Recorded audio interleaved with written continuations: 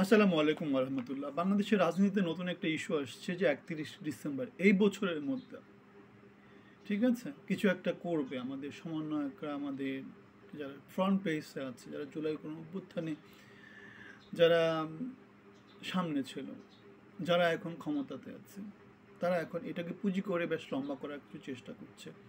So চলেন একটা যদি আগে প্রথমে জেনে নিই, সেটা হচ্ছে ডিপ স্টেট। ডিপ স্টেট মানে কি? ডিপ স্টেট মানে হচ্ছে গিয়ে খুবই প্রভাবশালী কিছু লোকজন যারা কখনো সামনে আসে না, যারা পিছন থেকে কি করে কল কবজা নাড়ে। যেমন বাংলাদেশে হাসিনা সরকার যে পড়ে গেল, তার পিছনে কি শুধু ছাত্র সমন্বয়কদের ভূমিকা ছিল? তার আগে আমরা দেখেছি সেনাবাহিনী তাদের সাপোর্টটা সরিয়ে নিয়েছে। সেনাবাহিনীকে দেখা গেছে আমেরিকার সাথে নেগোসিয়েশনে যেতে, সেনাবাহিনীকে দেখা গেছে ইন্ডিয়ার সাথে কথা বলে নিতে। এবং আমরা দেখেছি ডক্টর ইউনূসকে কি করতে দেখেছি, আমরা দেখেছি তিনি বলেছিলেন সারা বিশ্বের প্রতি একটা আহ্বান জানিয়েছিলেন। এখন আমেরিকাতে পট পরিবর্তন হয়েছে ক্ষমতার, আমরা জানি মানে সারা পৃথিবীকে যারা কন্ট্রোল করে তারা হচ্ছে কি এরা, ডিপ স্টেট।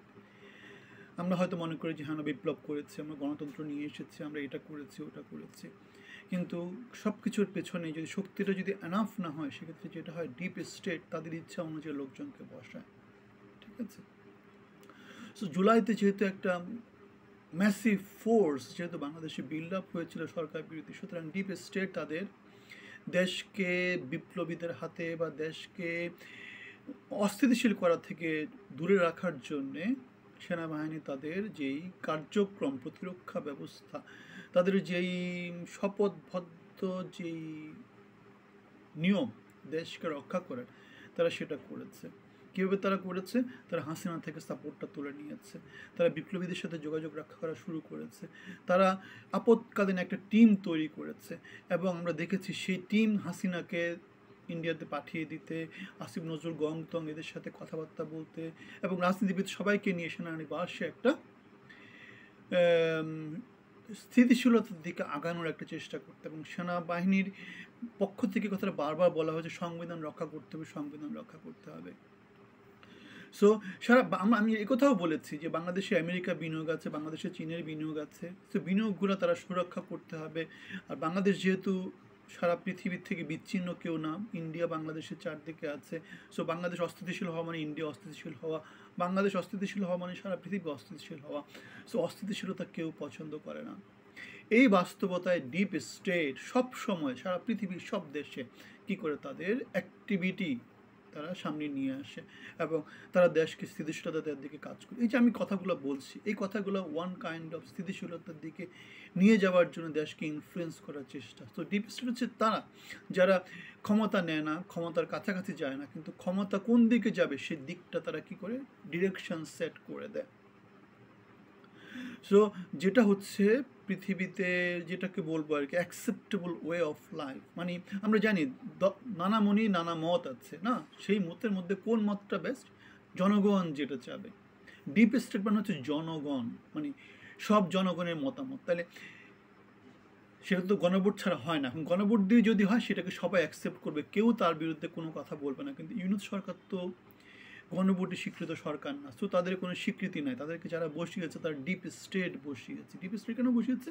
না, বাংলাদেশে এখন ভালো চলতেছে না, এরা বাংলাদেশকে কিছুদিন ভালো চালাক, হয়তো বা এরা গণতন্ত্রের পথে, এদের অবজেক্টিভটাই হচ্ছে গণতন্ত্রের পথে বাংলাদেশকে নিয়ে যাওয়া। এখন এরা যদি এভাবে নানা রকমের তাইরে নাইরে করে দেশকে অস্থিতিশীল করার চেষ্টা করে, তারা ডিপ স্টেটদের উপর থেকে আস্থা হারিয়ে ফেলবে এবং আলটিমেটলি এমন কাউকে হয়তো বা 1-11 মতো এমন কেউ চলে আসবে যারা আমরা হয়তো বা কেউ আশা করিনি। সো এখন যেটা হচ্ছে সব গ্রাউন্ড ওয়ার্ক তৈরি করা হচ্ছে। যে জ্যাক সুলিভান যেটা আছে যুক্তরাষ্ট্রের জাতীয় নিরাপত্তা উপদেষ্টা, সে কী করেছে?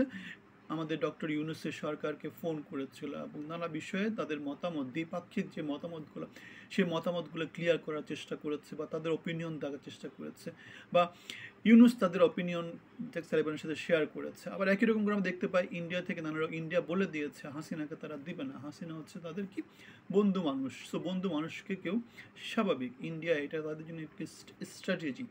সো যে কোনো কিছু মানে একদম অগামগা ছগার মতো কাজকাম করলে কেউ সেটা তো অ্যাকসেপ্ট করবে না। এখন সর্বকাজে মধ্যম পন্থা উত্তম, সেটা সবসময় বলেছে। এখন আমরা যাদেরকে বলছি স্বৈরাচার, পতিত, এটা ওটা, তারা সব বাংলাদেশেরই নাগরিক, তাদেরকে আপনি বিচার করেন।